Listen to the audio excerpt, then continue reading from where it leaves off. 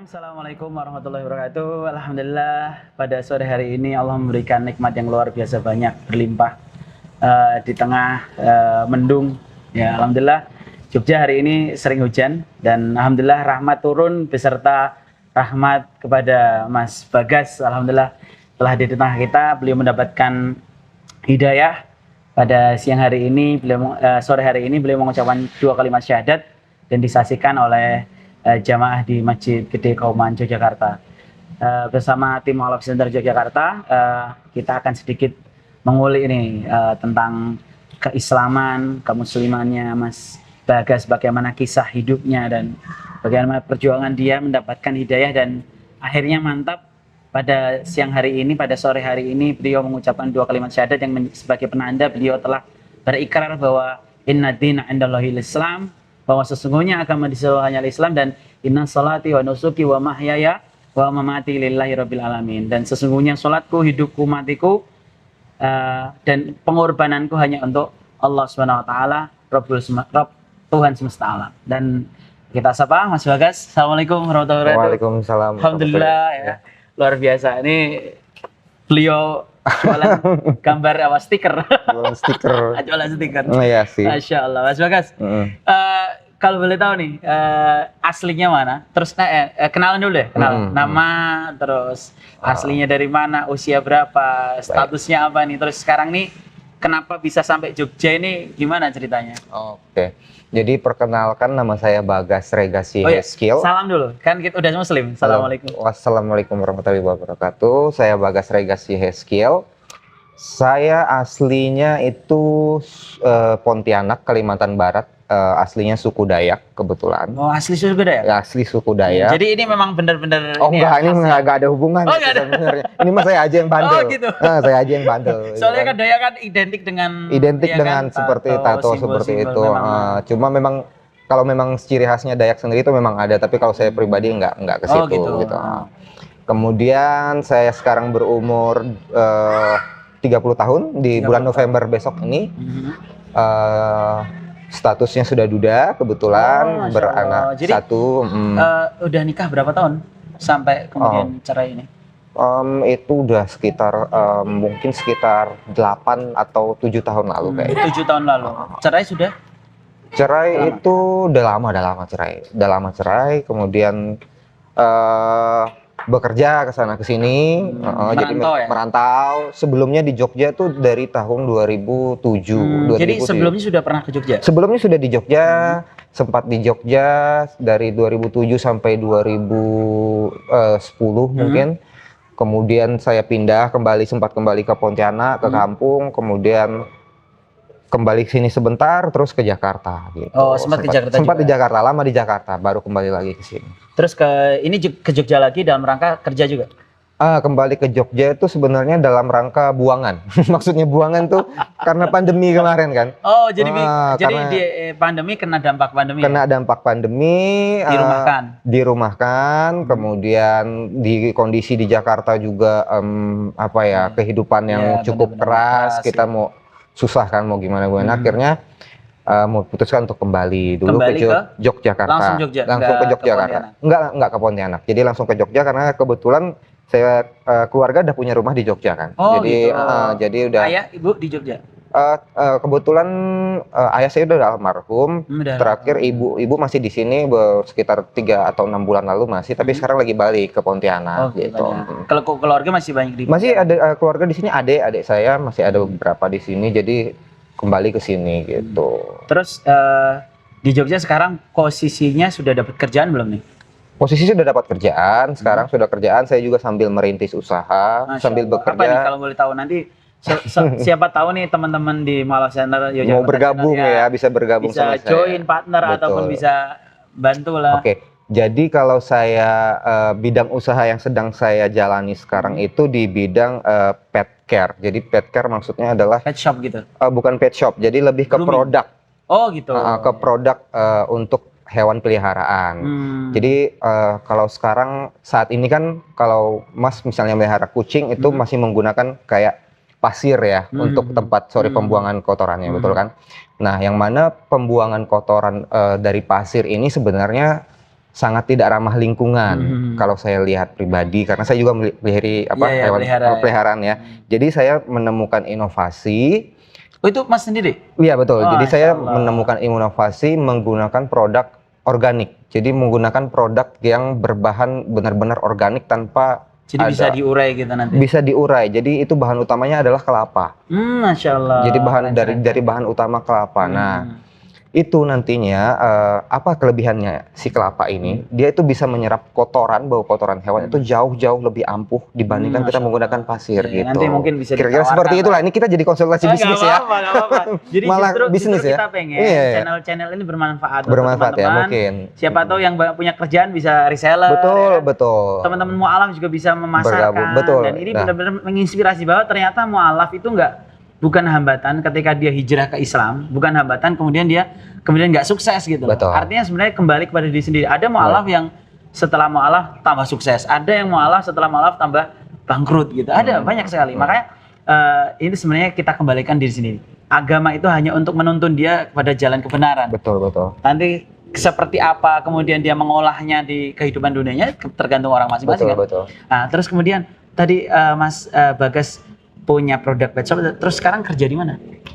Kalau kerja saat ini saya sedang bekerja di salah satu perusahaan telekomunikasi. Kalau misalnya saya akan jelaskan tentang ininya mungkin nggak boleh karena itu peraturan perusahaan. Jadi intinya saya kerja di sebuah perusahaan di mana bidangnya itu adalah memoderasi konten-konten yang di media sosial di internet gitu. Jadi memoderasi konten-konten yang tidak layak untuk ditampilkan.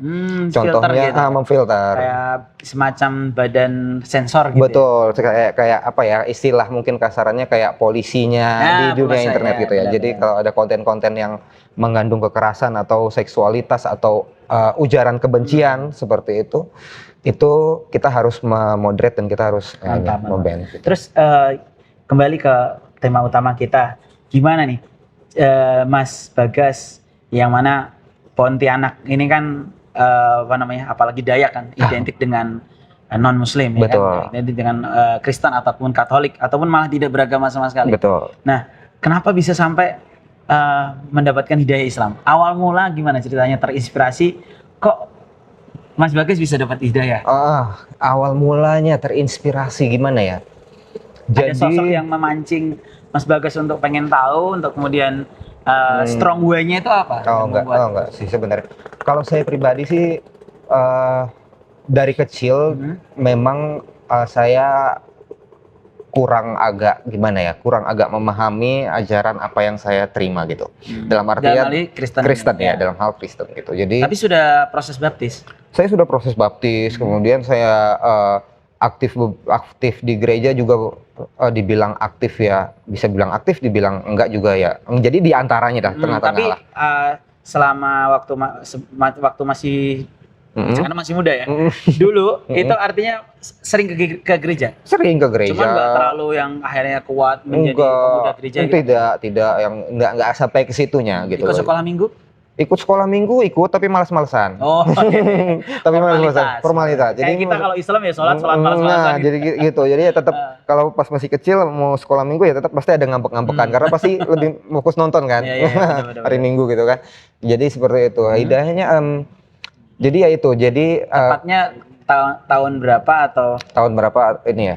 Jadi gini, cerita awalnya adalah sebenarnya almarhum ayah saya meninggal di tahun sekitar 2013 waktu itu. Karena penyakit. Nah, di situ di saat-saat momen itu saya pribadi saya selalu berdoa. Karena di ajaran Kristen diajarkan mintalah maka kamu akan diberi. Artinya Mas Bagas berdoalah masih meyakini bahwa ini Yesus nih, saya harus berdoa nih. Saya harus berdoa untuk Yesus sama Tuhan Bapak. Gitu. Betul, untuk kesembuhan ayah saya gitu. Saya benar-benar berdoa. Artinya masih punya iman gitu loh. Iman saya waktu itu ya masih dibilang kuat gitu. Maksudnya saya memohon pertolongan, memohon untuk kesembuhan untuk ayah saya. Walaupun saya tahu itu nggak instan kan, tapi kan at least saya melakukan karena ayah saya pribadi itu memang yang benar-benar orangnya aktif di gereja. Pendeta? Tidak, bukan pendeta. Jadi dia memang aktif. Dia aktivis di gereja. Jadi dia kalau misalnya disuruh khotbah dia mau khotbah. Masya Allah. Dia kami waktu itu kebetulan sering pindah-pindah gitu kan. Ayah Kristen atau Katolik? Kristen. Kami Kristen, keluarga Kristen asli Kristen.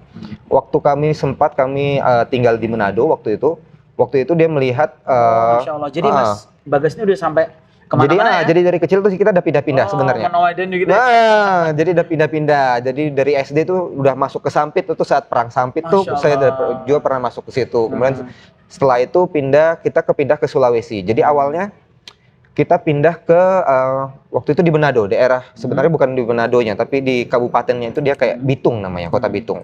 Jadi di Kota Bitung itu apalagi mayoritas di Manado itu kan Kristen ya. Gereja di mana-mana itu gereja gitu kan. Nah, di suatu tempat, di suatu daerah di sana itu ada gereja tuh yang kayak udah mau roboh gitu loh.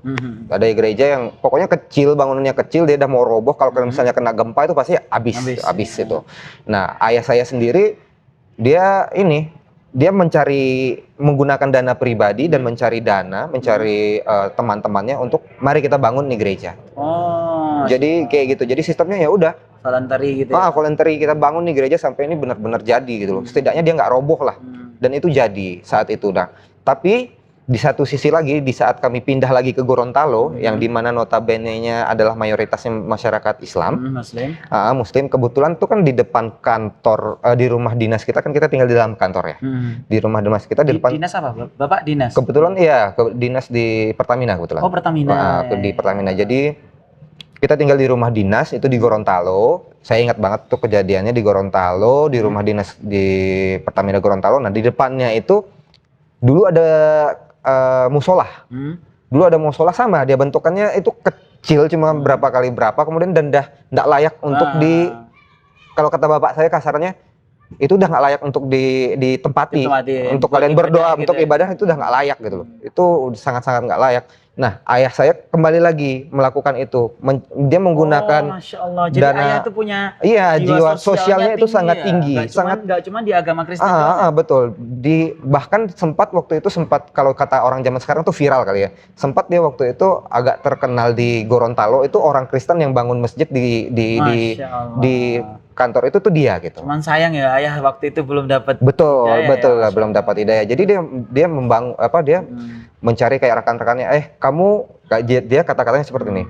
Kamu kalau nggak mau ngebantu bikin rumah ibadah, kamu berdosa loh. Jadi istilahnya tuh kayak kata-kata ininya ya, kata-kata pemancingnya biar membantu gitu.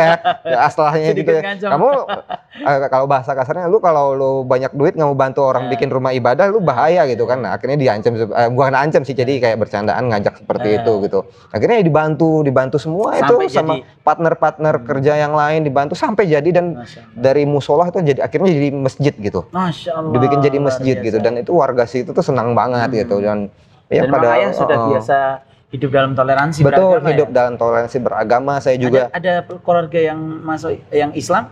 Kalau keluarga dekat tidak ada. Kalau keluarga jauh dari ibu saya memang ada. Dari keluarga ibu saya ada beberapa bahkan.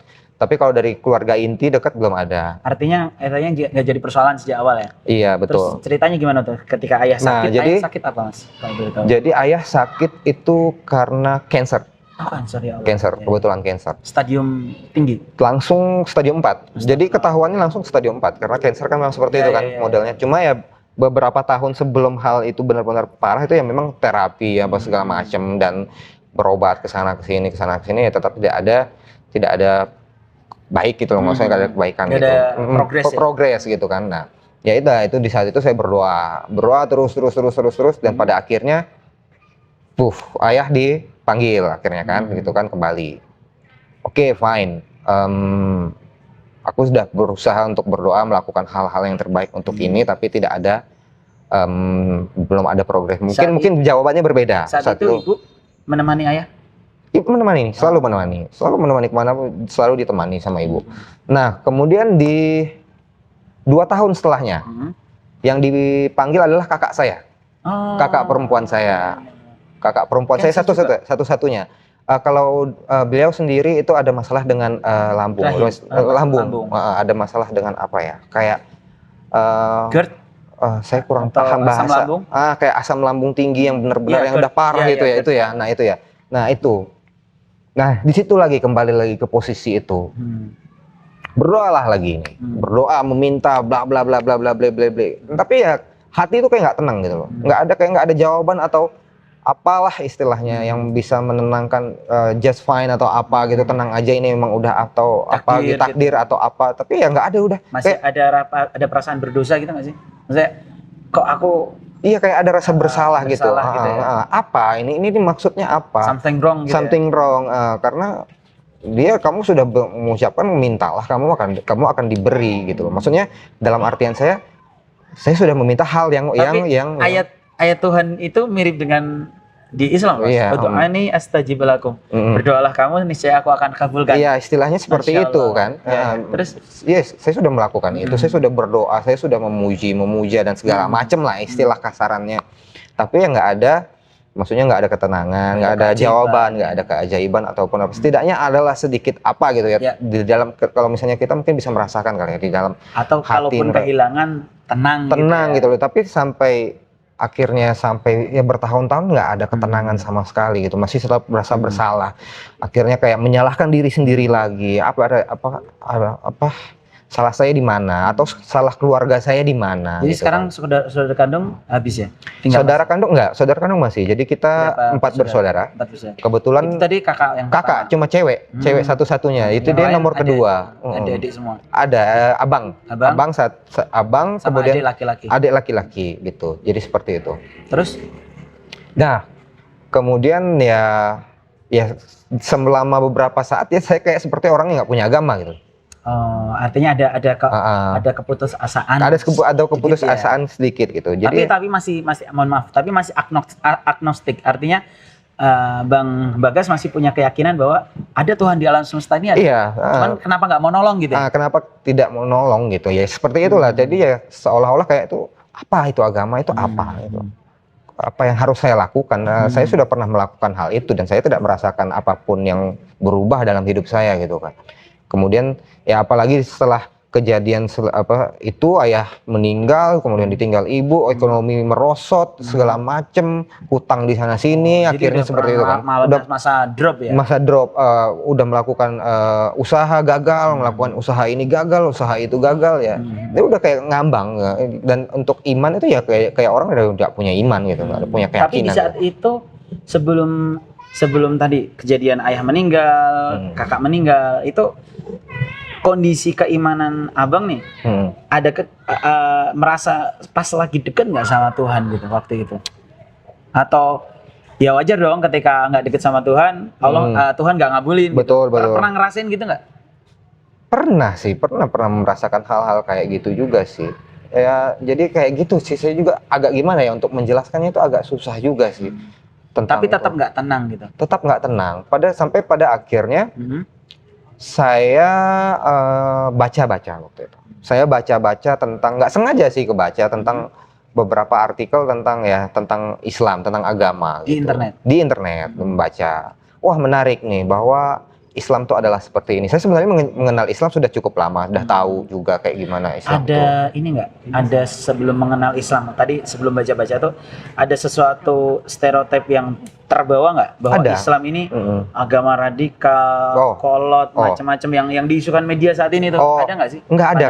Kalau saya pribadi dan itu nggak ada, karena saya diajarkan juga sama ayah saya bahwa Islam tuh bukan hal yang seperti itu juga gitu. Maksudnya tidak semua Islam itu jahat. Tidak semua. Artinya ayah ini luar biasa bijak. Betul, bijak. Jadi dia nggak membenci. Kamu nggak boleh, kamu jangan bergaul atau apa atau ini atau tidak. Jadi dia memberikan paham tidak semua Islam itu teroris. Misalnya Islam kan dicap teroris misalnya zaman dulu itu, waktu zaman tahun 2011 lah misalnya. PTC itu kan. Islam itu teroris. Enggak, bukan seperti itu. Bukan Islam yang teroris, tapi orang-orang itu yang mengatasnamakan Islam. Mereka yang penjahatnya, bukan Islamnya, seperti itu gitu. Oh iya, benar juga. Ya emang benar. Jadi memang ada kedekatan antara bapak dengan ayah ya? Betul. Jadi emang seperti itu, dan saya pribadi memang menganggap ya Islam itu baik gitu. Bukan orang-orangnya. Tergantung kembali lagi ke orang manusia, orangnya, oknumnya itu tadi gitu loh. Itu sih. Terus gimana? Akhirnya kisah tadi sempat akhirnya down, banyak ada utang, usaha gagal dan lain. Terus turning point-nya gimana? Turning point-nya itu jadi apa ya?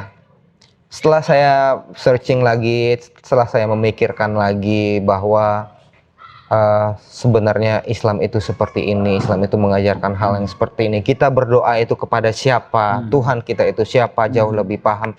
Karena sebenarnya di satu sisi juga sebenarnya si Yesus sendiri juga meminta kepada Allah. Kalau di Kristen ya. Ada proses berpikir. Ada proses berpikir di situ. Saya pernah di Kristen. Di saat di suatu kalimat di Injil mengatakan bahwa Yesus meminta kepada Allah. Di situ saya berpikir, Allah, siapa sih Allah? Berarti kalau saya harus mencari tahu Allah ini siapa. Nah, di situ akhirnya baca juga umat muslim berdoa meminta langsung kepada Allah tanpa perantara lain gitu loh. Maksudnya langsung meminta, sedangkan saya meminta kepada Yesus, Yesus minta kepada Allah gitu kan. Atau mungkin Yesus meminta kepada siapa kan nggak tahu ya, misalnya istilah teorinya ya. Kayak gitu. Jadi ternyata Allah tuh ini, Allah tuh di Islam. Allah tuh adanya di Islam. Kamu kalau meminta kepada Tuhan yang the real God gitu, misalnya Tuhan yang sebenarnya adalah Allah, dan kamu harus berdoa di sini. Nah, jadi abang ada kepikiran nggak? Ada similarity, ada kesamaan antara Tuhan yang orang-orang Nasrani atau Kristen Katolik sembah dengan orang Islam tuh, ini tuh sebenarnya Tuhan yang sama gitu. Tuhan yang sama. Actually dan itu abang ngerasain? Iya, kalau saya pribadi saya berpikir seperti itu karena ya kalau teman-teman juga yang misalnya masih Nasrani saat ini ada keinginan untuk di Islam. Kalau kita pikir secara ini aja lah, secara simpel lah, secara simpel. Yesus pernah meminta kepada saat itu dia meminta kepada Allah, ya Allah berikanlah aku kekuatan dan lain sebagainya gitu. Kalau kita pikir, kita harusnya bisa berpikir lah, Allah itu siapa? Yesus meminta kepada Allah. Allah ini cuma satu, Allah ini ada di Islam gitu. Dari situ sebenarnya kita sudah bisa berpikir bahwa yang sebenarnya yang harus kita sembah itu langsung ke Allahnya, ke Allah. Bukan Allah. Allah itu cuma bahasa lainnya Allah aja sebenarnya. Penulisan seperti itu. Jadi itu aja sih kalau saya. Terus setelah itu next step-nya apa? Setelah akhirnya punya proses berpikir, merenung. Ternyata ada similarity, ada kesamaan antara Tuhan yang orang Nasrani dengan orang Islam, dan abang tadi bilang bahwa ternyata Islam tuh ibadahnya langsung loh ke Allah, nggak pakai perantara. Nabi Muhammad itu nggak kita sembah, tapi menuntun jalan gimana caranya ibadah dengan baik dan benar. Betul. Itu terus akhirnya gimana? Iya, akhirnya saya masih mempelajari, masih ada kayak pertentangan, bimbang ini, membandingkan ini itu. Apa ya? Ya kayak ajaran-ajaran lah, ya ajaran-ajaran yang kayak misalnya ya simpelnya di Kristen lah. Kita kalau di Islam haram hukumnya untuk memakan babi misalnya. Di Kristen nggak masalah kamu memakan babi, apapun hal itu. Alkohol misalnya gitu kan. Nah sekarang gini deh, simpelnya buat teman-teman yang Nasrani juga. Di suatu ketika dicerita, kalau kita misalnya kita umat Nasrani, pasti kita pernah nonton filmnya Yesus ya. Di suatu ketika Yesus bertemu dengan orang yang kerasukan. Kerasukan makhluk halus, jin atau apalah, roh lah seperti itu, spirit ya gitu ya. Di saat itu Yesus berkata, hai setan, pergilah kamu ke babi-babi itu. Pergilah kamu ke babi-babi itu. Kemudian setan itu pergi ke babi-babi itu, dan babi-babi itu terjun dari jurang. Now I ask you, kamu umat Nasrani, kamu makan babi berarti kamu makan setan. Atau minimal mediumnya setan ya. Mediumnya setan. It's say kamu udah bisa makan setan, ya udah gitu loh. Kamu sudah memakan setan, yang mana itu Yesus mengirim itu ke babi-babi itu gitu loh. Salah satunya itu pemikiran saya pribadi ya, bukan apapun ya, bukan apapun ya. Artinya emang ya pandangan pribadi nggak bisa dipersalahkan. Betul, nggak bisa dipersalahkan. Dan memang secara teori kesehatan pun, kesehatan pun ya ternyata banyak sekali keburukan. Betul, banyak sekali keburukan yang ada kemiripan DNA, sehingga ketika manusia makan makan babi itu, kemudian DNA-nya akan menyatu, kemudian sifat-sifat buruk babi itu menurun, gitu. Makan kotoran, LGBT, betul. Hilang rasa cemburu dan lain-lainnya. Terus luar biasa ini Mas, Masya Allah. Setelah tadi babi, terus ternyata alkohol yang sesuatu yang diharamkan dihalalkan, yang dihalalkan diharamkan. Terus apa langkah berikutnya dan berapa tahun tuh jeda kemudian pencarian itu? Pencarian itu cukup ya sebenarnya nggak begitu lama sih untuk maksudnya. Dari sekarang ini? Enggak, maksudnya dari yang waktu itu. Jadi misalkanlah tahun 2000, jadi sekitar tahun 2015 itu saya udah mulai benar-benar tidak. Terpuruknya 2000? Oh, kalau saya terpuruknya sendiri itu di tahun 2000, dari tahun 2013. Jadi 13, kemudian 2015 lagi, itu kan 2015 kakak saya yang dipanggil. Oh iya. Jadi cuma berselang 2 tahun 3 tahun dari setelah ayah saya, kakak saya dipanggil, udah itu masa benar-benar masa terpuruk. Di situ itu dialami bareng-bareng keluarga. Bareng-bareng. Sama ibu atau ibu, ayah. Saya kurang tahu dengan perasaan, maksudnya perasaan saudara saya yang lain. Tapi dari yang saya lihat, ya mereka pasti sangat tertekan juga. Apalagi sama. abang sebagai anak tertua ya. Anak tertua, abang anak tertua, dan beliau paling dekat dengan ayah saya waktu itu. Jadi yang benar-benar ya tertekan, terpukul semua merasakan gitu. Terpuruk akhirnya sampai jatuh di titik yang benar-benar yang kita tuh udah susah untuk bergerak lah, istilah kasarannya kayak gitu. Ya di semenjak itu ya saya udah nggak mempercayai, maksudnya sudah nggak mengimani tentang Kristen lagi. Sekitar tahun 2017 dari sebelum tahun 2017 saya mempelajari akhirnya tahun 2017 saya ingin mengimani itu. Mengimani Islam.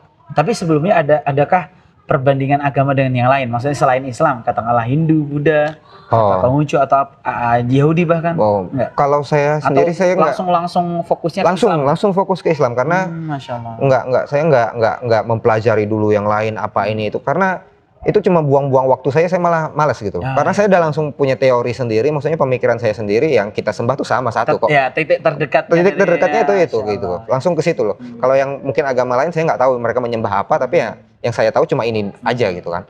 Ya udah, jadi langsung ke situ gitu. And then ya tahun 2017 saya mencoba untuk mengimani. 2017. Tapi masih sebatas pengen kenal, tapi saya udah mulai kayak mempelajari kayak apa ya, gimana sih tata cara sholat misalnya, apa yang kita ucapkan di saat kita sholat. Lewat siapa? Saya selalu belajar lewat internet. Masya Allah, jadi tanpa ada pembimbing? Jadi awalnya saya belajar melalui internet, membaca, terus mendengarkan video juga di YouTube, sangat membantu. Kemudian saya mengenal beberapa teman, kondisi di Jogja saat itu? Waktu itu di Jakarta kalau nggak salah. Iya, di Jakarta. Di tengah hiruk pikuk. Betul, di tengah hiruk pikuk. Gitu. Masih kerja nggak waktu itu? Masih kerja. Saya kerja di Jakarta sekitar berapa tahun? 3 tahun mungkin, 3 tahun atau 2 tahun gitu. Tapi ya itu sambil belajar, sambil sesekali ngeliat nonton YouTube, tanya teman-teman juga apa gimana ini itu. Ya dibimbing juga gitu. Cuma ya saya masih istilahnya tuh saya tuh kayak apa ya? Kayak orang yang baru aja jatuh dari tempat yang paling kotor, kemudian menginjakkan sesuatu yang baru gitu, sesuatu yang benar-benar kayaknya tuh susah untuk menerima saya gitu loh. Jadi masih masa insecure ya? Betul, masih merasa insecure. Aku ini kotor, betul. Udah tatoan saat itu? Udah tatoan. Saya tatoan udah lama gitu kan. Udah lama ya? Udah lama, udah 2000 berapa gitu, udah tatoan. Terus setelah itu gimana cara akhirnya perjalanan kok sampai ke Jogja lagi, kemudian sampai ke sini? Sampai ke sini ya? Jadi itu sebenarnya ada cerita lucu sebelum saya saat ini gitu. Jadi tahun 2000 berapa ya? Tahun 2017 atau 2018 kayaknya. Saya sempat ke sini. Jadi waktu itu saya sempat ke sini. Saya sebenarnya mau langsung gitu ceritanya gitu, mau langsung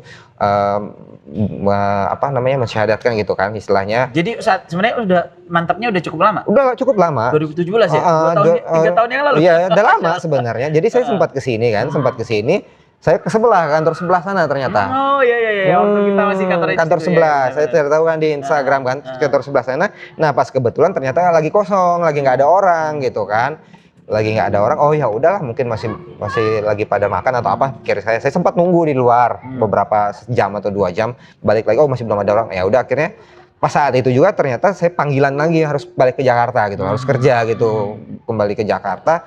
Jadi akhirnya ya itu terhalang lah segala macam problem dan masalah. Jadi kesini kesimpulannya cuma buat syahadat doang, buat main sama syahadat. Iya, pas waktu itu ya. Benar-benar pindah sini. Pas waktu itu mau syahadat doang waktu itu. Waktu itu. Nah, akhirnya setelah pindah ini ke sini itu kan tahun lalu kan saya baru pindah lagi ke sini, baru akhirnya pada saat inilah baru bisa saat yang kira-kira tepat gitu. Sebenarnya kalau misalnya saya pribadi mengimani atau apa percaya akan agama Islam itu sebenarnya saya sudah lama. 2017 itu. Iya, saya sudah benar-benar sudah Sejak lama. saat itu ada upaya-upaya untuk aku seadat sama orang situ, nggak belum ada kepikiran ke situ sama orang Ada Jakarta. waktu itu ada pernah mau kayak gitu. Cuman masih tetap tuh kayak ada apa ya halangan yang sebenarnya tuh simple gitu loh. Maksudnya tuh artinya mungkin ya takdirnya berjodoh dengan orang-orang Jogja. Iya, atau mungkin di satu sisi kayaknya kamu belum siap. Kamu harus lebih belajar lagi. Mungkin bisa aja seperti itu kali ya. Tapi saat itu kembali ke Jakarta harus masih belajar terus atau masih belajar. disibukkan dengan kerjaan? Sibuk dengan kerjaan. Di situ ya di tes mungkin juga. Di satu sisi di saat saya mulai mengimani Islam sebagai agama saya juga merasakan ketenangan. Di satu sisi semakin mantap, gitu. Ada ketenangan dalam diri sendiri. Terus kemudian apa namanya di jalan-jalan, maksudnya di path saya di kerjaan saya tuh juga lancar gitu. Saya berdoa udah bukan kepada yang lain tapi langsung kepada Allah. Gitu loh. Artinya benar-benar waktu itu benar-benar udah iman ya? Udah iman gitu. Cuman memang belum ada syahadat aja ya? Belum ada syahadat. Jadi sudah seperti itu walaupun saya masih belum tahu tata cara saya berdoa pun masih seperti misalnya kayak tata cara saya berdoa di dalam Kristen gitu. Saya nggak tahu apakah itu bisa atau enggak, tapi saya membuktikan bahwa ya itu didengar juga. Benar, didengarkan oleh Allah. Ini gitu. namanya masa-masa fatroh. Masa-masa wahyu. Kalau dalam zaman Rasulullah itu ada istilah ada seorang seorang tokoh namanya Waraqah bin Naufal dan beberapa tokoh yang lainnya, ada 3 orang atau 4 orang gitu. Yang dia itu meyakini aja yang Allah, cuman nggak tahu cara berbedanya. Ini persis seperti Mas Bagas ini. Jadi masih belum tahu gitu caranya berdoa itu seperti apa. Kita harus mengucapkan ini. Sampai akhirnya ke Jogja. Diterima kerjaan ini udah sejak kapan nih? Sampai sekarang ini? Kalau saya jadi masuk Jogja lagi saya tahun lalu sebenarnya. Selama ini saya masih kerja, maksudnya tuh freelance. Actually sebenarnya waktu awal-awal masuk ke Jogja lagi saya mulai freelance lagi sebenarnya. Freelance di apa? Basic saya kan sebenarnya di graphic design ya, di graphic design dan fotografi. Jadi awal-awal masuk Jogja saat itu masih masa-masa pandemi juga kan, masih susah, jadi masih freelance dari website juga.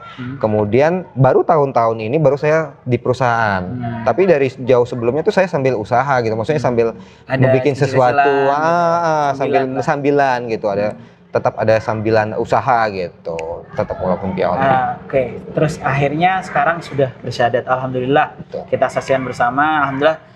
Nggak sendiri Mas, di sini kita punya teman-teman para muhajirin, para orang insan hijrah, mu'alaf yang bertato. Jadi nggak usah takut Mas. Tato yang penting hatinya nggak tatoan. Yang penting hatinya Hello Kitty ya. Tampangnya aja. Tampangnya gitu. Nanti insya Allah kita akan saling sama-sama belajar.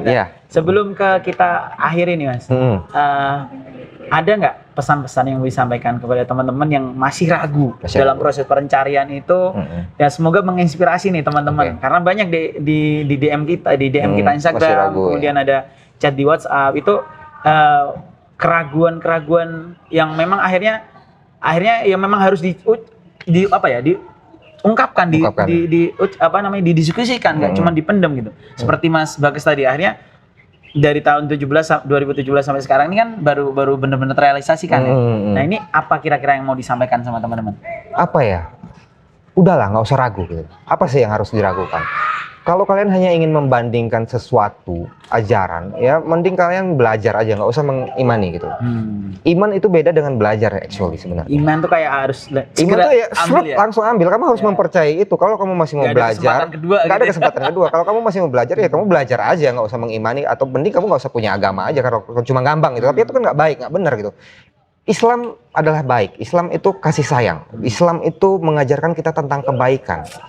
Islam itu mengajarkan kita bagaimana caranya berkomunikasi dengan pencipta, istilahnya kasarnya seperti itu, dengan Allah, dengan yang selalu membimbing kita gitu loh. Dengan zat yang selalu melihat kita tapi kita nggak bisa. Kita nggak bisa menembus karena emang kecil sekali. Betul, gitu loh. Dan nggak perlu perantara. Nggak perlu perantara. Iya. Nggak perlu That's ini clear ya, Mas. clear. Nggak Nggak perlu perantara. Kita hanya cukup berdoa, melakukan apa yang diperintahkan. Udah. Dan itu sudah dibuktikan. Dan itu sudah dibuktikan. Masya Allah. Hidupmu bakal tenang. Kamu akan merasakan hal yang benar-benar nggak pernah kamu rasakan sebelumnya gitu loh. Di dalam hidupmu, di dalam karirmu, di dalam masalah percintaanmu mungkin gitu kan.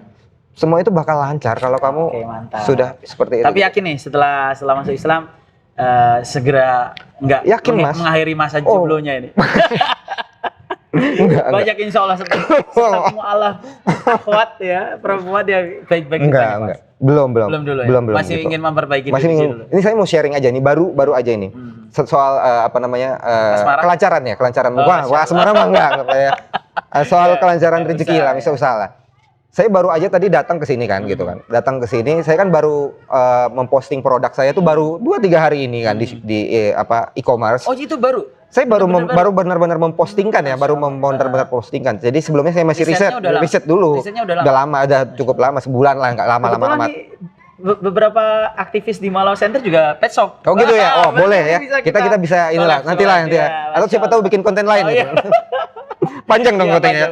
Jadi pas baru aja masuk ke situ tadi duduk nggak lama ngobrol-ngobrol, langsung masuk pesanan gitu. Langsung masuk pesanan langsung. Nggak tanggung-tanggung, yang kemarin baru 1 pieces 2 pieces langsung 6 piece gitu. Masya Allah. Gitu langsung 6 piece. Setelah ini harus ribuan pieces. Ya teman-teman viewers harus malah promosi ya malah. Beneran, kita bagaimana tayangan ini menginspirasi dan bermanfaat sebenarnya untuk para pejuang pencari hidayah ini. Betul. Ya, kita pengen mendukung para mu'alaf supaya dia bangkit, kemudian kalau bisa nggak cuma bangkit, berlari Mas. Ya, menyambut seruan hidayah itu. Benar membawakan bermanfaat untuk yang lain. Betul. Artinya, nanti kalau memang produk ini bagus ya kita akan gimana caranya biar channel Mu'alaf Center ini jadi ini ya promotor. Betul, jadi promotornya ya. Bisa banget tuh, bisa banget. Iya sih, betul. Terus selanjutnya ada resolusi nggak yang pengen dicapai setelah hijrah ini, kemudian apa yang diharapkan untuk keluarga yang mungkin ini keluarga masih ada yang sudah belum dapat hidayah? Belum. Saat ini belum. Apa resolusi coba sampaikan? Semoga didengar dan salah satu viewer kita yang soli yang doanya terkabul mendoakan Mas Bagas supaya mendapatkan apa yang dia inginkan. Apa yang diinginkan? Kalau saya pribadi untuk kedepannya khususnya untuk saya ya saya harus diperbaiki. Maksudnya diperbaiki dalam hal agama ini saya juga kan masih belum ada apa-apa. Saya juga butuh bimbingan kayak dari Mas gitu kan. Harus apa makna yang dibalik itu, gimana memahami tentang benar-benarnya Islam ini gitu. Belajar sama-sama gitu. Saya inginnya ke situ untuk saya pribadi ke depannya, lebih ke situ. Kalau misalnya untuk mengajak keluarga atau mengajak rekan atau orang lain itu kayaknya saya masih belum jauh. Nanti dulu, keep dulu karena ilmu saya juga cuma cetek doang gitu. Daripada nanti malah berdebat malah citra agama yang saat ini malah jadi nanti kan sok tahu kamu baru aja sok tahu gitu kan. Jadi kan nggak enak gitu kan. Jadi saya benar-benar harus mendalami dulu, saya harus tahu dulu, saya juga harus bisa gimana caranya membawa dengan tanpa paksaan, mengenalkan kan itu yang sangat-sangat benar harus susah. Buktikan bahwa Islam itu baik. Betul, buktikan dengan itu. Untuk mama ya kan, untuk abang-abang, adik ya, yang paling penting tuh bagaimana setelah Islam tuh tunjukkan bahwa Islam tuh adalah agama yang rahmat, agama yang kasih sayang tadi seperti yang Mas sampaikan. Agama yang benar-benar membawa perubahan ke yang lebih baik, bukan ke yang lebih buruk ya kan. Nah, sedikit nih nasihat dari kami dari tim Mu'alaf Center Jakarta. Anta man ahbabta almar'u ma'aman habba. Jadi orang itu akan bersama-sama dikumpulkan bersama dengan orang yang dia cintai nanti di dunia ataupun di akhirat. Contoh nih, gerombolan kawanan kambing nggak akan mungkin di tengah-tengahnya ada serigala, ya kan? Kawanan kambing ya bersama dengan kawanan kambing. Koloni singa nggak akan mungkin bercampur dengan buaya, ya kan? Maka tunjukkanlah setelah ini Mas, kalau emang Bang Bagas jadi seorang muslim yang baik, berkumpul dengan orang-orang yang baik, nanti akan ikut itu yang sifat-sifat yang katakanlah dulu terbawa dari agama sebelumnya, insya Allah akan beralih. Contoh mungkin ya, saya nggak tahu juga nanti mungkin dulu sering terpengaruh dengan kebiasaan minum alkohol ataupun makan daging babi ataupun yang diharamkan. Insya Allah dengan berkumpul dengan orang-orang soleh akan semakin terkondisikan. ya kita akan semakin terbiasa dengan habitat baru kita. Betul. Terus yang kedua, Islam itu agama yang rabbaniyah. Jadi nggak usah khawatir dengan Islam ini purita kemurniannya akan tercampur. Enggak, Islam akan selalu terjaga. Contoh ya, Quran saja sejak zaman Rasulullah sampai sekarang nggak akan ada perubahan sedikit pun. Betul. Dibawa kemanapun tulisannya tetap sama. Kalau ada yang merubah, diterjemahkan itu hanya terjemahan, bukan Quran. Qurannya tetap pakai bahasa Arab, dan bahasa Arab disamakan oleh Allah itu adalah bahasa sejak Nabi Adam sampai nanti kembali ke surga. Kita semuanya wajib minimal paham bahasa Arab dalam urusan ibadah. Betul. Nah, itu Islam hebatnya. Dari mulai Papua sampai Aceh, sampai Mekah, sampai Eropa, semua yang mengaku Islam wajib bisa berbahasa Arab. Artinya robania, kemurniannya terjaga dari Allah. Yang kemudian syumuliyah, Islam itu agamanya sempurna. Makanya nanti kalau dalam urusan keseharian di dunia, mau urusan dunia maupun urusan yang terkait dengan ukhrawi atau akhirat atau peribadahan, nggak usah khawatir bahwa Islam telah menyediakan semua sarana itu, Mas, yang sesuai dengan fitrah. Makanya Islam selain robania, syumuliyah, disebut sebagai ajaran yang insaniyah, sesuai dengan fitrah manusia. Contoh nih, mohon maaf ya, fitrahnya orang yang normal itu nggak mau kan tubuhnya rusak ya. Betul. Dengan katakanlah racun, narkoba, rokok ataupun apapun itu. Nah, itu mungkin mulai sekarang dipelajari, yang bisa ditinggalkan, yang belum bisa dikurangi sedikit-sedikit, dan semoga dengan usaha kita itu walaupun belum bisa, tapi Allah memberikan ampunan di situ. Rahmat Allah terbuka lebar. Yang kemudian yang terakhir, setelah Bang Bagas masuk Islam, belajar nanti amalkan Islam step by step ya. Jadi jangan pernah ada yang kemudian merasa ini nggak penting. Jangan, satu ayat saja kita buang dari Quran itu sudah membuat kita murtad atau kembali kepada kekafiran. Maka hati-hati, semua ayat kita terima dulu, imani dulu. Adapun yang belum bisa kita lakukan, ya kita berusaha lakukan. Kalau nggak bisa ya sudah. Artinya nggak ada paksaan dalam beragama Islam. Tetapi yang ada adalah bagaimana kita berusaha menjadi lebih baik. Imani dulu, pahami dulu, baru lakukan setelah kita benar-benar yakin dan kita menemukan komunitas yang tepat untuk melakukan itu. Karena gini, Mas, kadang kalau Bang Bagas di komunitas, katakanlah di tempat kerjaan, ya kan, nggak mendukung untuk menjadi baik, ya sulit untuk melakukan itu. Dan kayaknya kalau kita ngelakuin itu malah kita dibully kan. Ngapain sih sok suci ya kan? Lu siapa lu? Ya kan? Kemarin gini, sekarang kayak gini kan. Mendingan bagaimana caranya Bang Bagas kemudian pelan-pelan, kalau usaha udah bagus, nanti merdeka finansial ya kan, financial freedom, nanti bisa kemudian malah kalau bisa malah keluar dari pekerjaan, malah bisa bikin corporate sendiri, bisa bantu teman-teman mualaf. Dan insya Allah kalau Bang Bagas berjalan menuju Allah, Allah akan berlari menuju Bang Bagas. Jadi Allah akan melipat gandakan apa yang Bang Bagas punyai gitu. Mungkin itu, terima kasih teman-teman.